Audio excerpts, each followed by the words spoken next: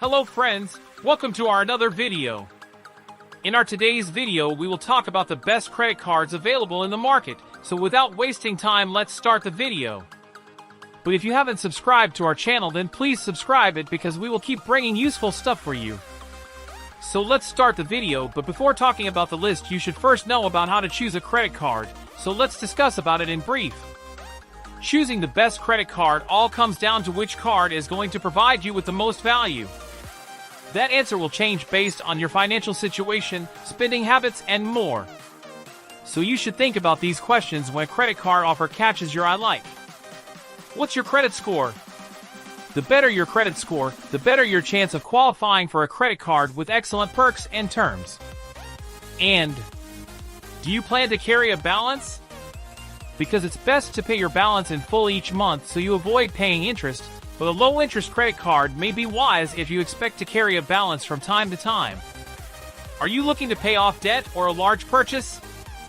If so, you'll probably want to consider a 0% introductory APR credit card, which can help you avoid interest on purchases and/or balance transfers, typically for 12 to 21 months. Other than that, what are your spending habits? If your spending is concentrated in a certain area, look for a card that earns rewards at a high rate in that category.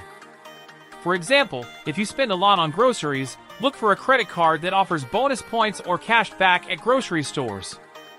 Also, can you earn a sign-up bonus? Because many credit cards carry a sign-up bonus for new cardholders.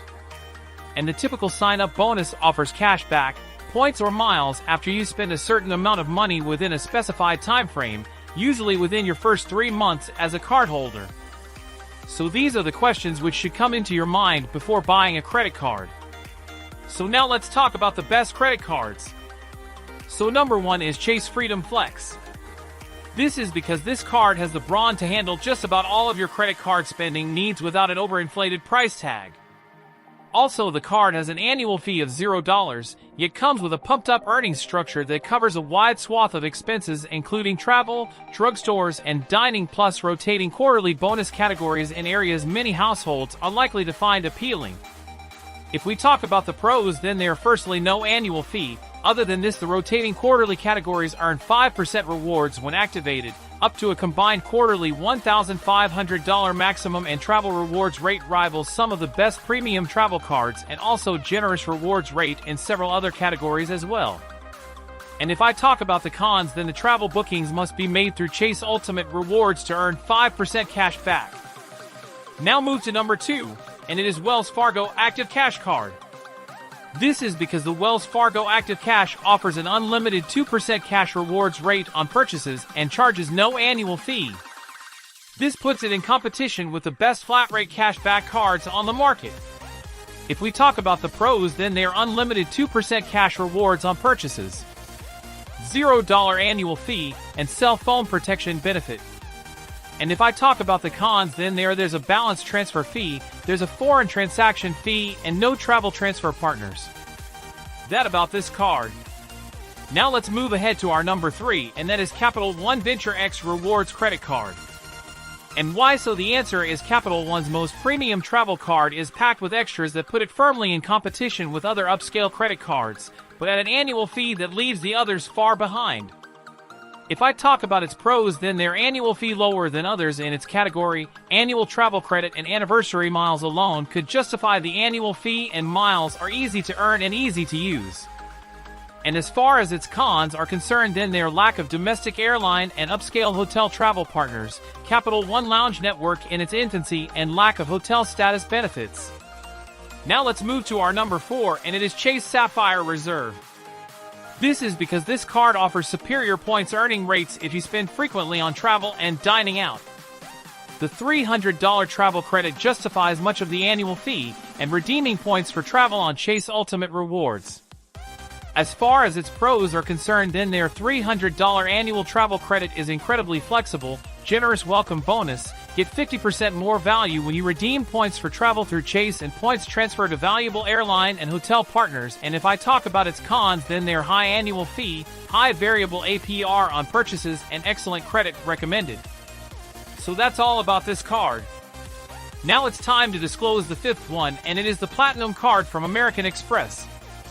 If someone asks me why this is selected, then to their knowledge this Platinum card is destined for frequent travelers who intend to fully leverage the rich set of luxury travel benefits and Platinum concierge service. In the right hands, the classic status card's staggering annual fee is well justified. And about its pros, then their high reward potential on flights and hotels booked through American Express Travel, multiple credits can help justify the fee, comprehensive airport lounge access, and lastly luxury travel benefits and elite status with Hilton and Marriott with enrollment. And about its cons, then their very high annual fee, maximizing the statement credits takes some work and could be unworkable for many, and reward rate outside of travel is subpar for a premium card. Now move to our sixth card, and here its name is United Club Infinite Card.